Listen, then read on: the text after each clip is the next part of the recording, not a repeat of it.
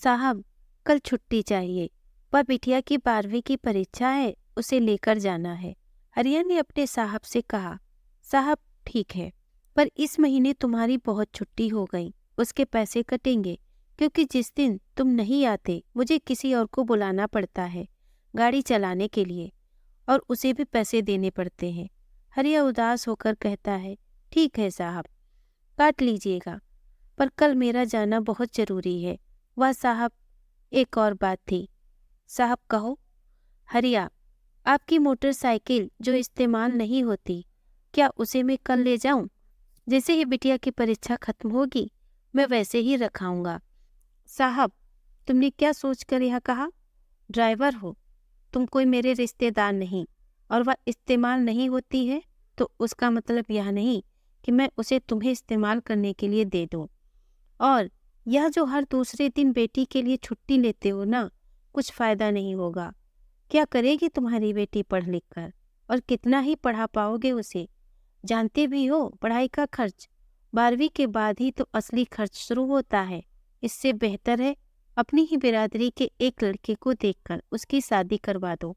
हरिया बोला, साहब, शुरुआत से ही वह पढ़ने में होशियार है, यहाँ तक कि उसकी पढ़ाई भी छात्रवृत्ति पर हुई है। भगवान ने चाहा तो उसके आगे की भी पढ़ाई का इंतजाम कर देंगे, पैसों से ना सही, पर उसका साथ देकर तो उसका मनोबल तो बढ़ा ही सकता हूँ ना। कल किसने देखा है, हो सकता है उसकी मेहनत रंग लाए। कोशिश तो हमें करनी ही चाहिए ना। साहब बोले, हाँ कर लो कोशिश, इतनी पढ़ाई तो छात्रवृत्ति में हो गई, और उनका खर्चा ही कितना होता है। आगे की पढ़ाई में छात्रवृत्ति मिलना इतना आसान नहीं होता, और वह इतना महंगा होता है, शायद तुम्हारे साथ पुस्तकों की जमा पूंजी भी कम पड़ जाए। और वैसे भी मुझे तुम लोगों का समझ नहीं आता, जेब में फूटी कौड़ी नहीं होती, पर सपने बड़े बड़े देखते हो। मेरी बेटी दिल्ली में पढ़ाई कर रही है, और उसके सालाना खर्च 10 लाख से ज़्यादा है। तो कहो, है तुम्हारे पास इतना? हरिया अब कुछ नहीं कहता, वह वहाँ से सिर झुकाए चला जाता है, पर अपने साहब की बातों से उसका मन थोड़ा विचलित हो जाता है, और वह मन ही मन सोचता है, क्या हुआ अगर जो सोना को आगे की पढ़ाई के लिए छात्रवृत्ति नहीं मिली? मैं इतने पैसे कहाँ से लाऊंगा? सोना का तो दिल ही टूट जाएगा। ड्राइवरी करके किसी तरह गुजारा हो जाता है, पढ़ाई कैसे करवा पाऊंगा? यही सोचते सोचते हरिया घर पहुंचता है। सोना बैठी पढ़ाई कर रही थी। अपने पापा को परेशान देखकर वह उनके पास आकर पूछती है, क्या हुआ पापा, इतने परेशान क्यों हैं? हरिया बोला, नहीं बेटा, परेशान नहीं हूँ, बस कल की सोच रहा था, तुझे कल लेकर जाना है ना। सोना, पापा परेशान मत होइए, हम 3 सहेलियों ने मिलकर एक ऑटो किया है। इसी ऑटो का भाड़ा हम तीनों बांट लेंगे, तो ज़्यादा पैसे भी खर्च नहीं होंगे। हरिया आंखों में आंसू लिए अपनी बेटी की समझदारी पर गर्वित हो रहा था। इसने यहाँ तक पहुँचने का रास्ता खुद ही बनाया है, आगे भी खुद ही बना लेगी, बस मुझे इसके साथ रहना होगा। हरिया मन ही मन सोचता रहा। कुछ महीनों बाद, पापा पापा, देखिए मेरा रिजल्ट आ गया, और मैं पूरे राज्य में द्वितीय आई हूँ। पापा, मुझे फिर से छात्रवृत्ति मिलेगी, मैं यूपीएससी की परीक्षा दूंगी, देखिएगा मैं हमारी जिंदगी बदलूंगी, बस आप मुझे आशीर्वाद दीजिए। फिर सोना अपनी पढ़ाई की तैयारियां जोरों शोरों से शुरू कर देती है, और इधर हरिया उसे अच्छी अच्छी किताबें दिलवाने के लिए दोगुनी मेहनत करने लगता है। वह दिन में अपनी साहब की गाड़ी चलाता और रात में सिक्योरिटी गार्ड की नौकरी करता। सोना अपने पापा के इतने मेहनत से दुखी होती, पर वह जानती थी यही मेहनत उन दोनों की किस्मत बदलेगी। खैर, दिन गुजरते गए और सोना भी पढ़ाई में लीन होती गई, पर लगातार इतनी मेहनत से हरिया की तबीयत बिगड़ने लगी।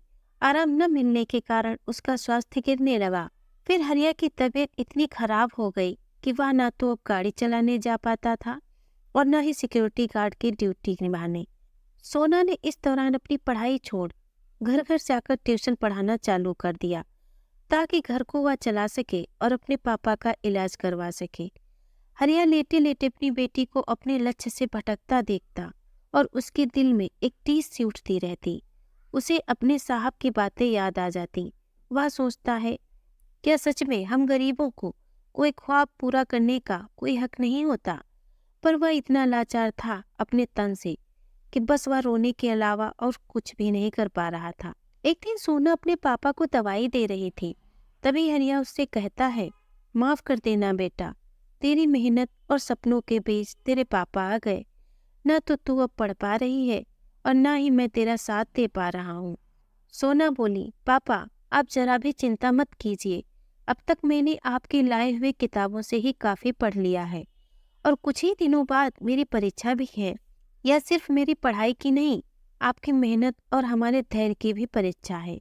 हरिया आंखों में आंसू लिए अपनी बेटी को आशीर्वाद देता है और अपने अंदर न जाने कितने दर्द लेकर सो जाता है। कुछ दिनों बाद सोना की परीक्षा का रिजल्ट आता है और वह अपनी परीक्षा पास कर जाती है। उसका नाम अखबार में भी आता है।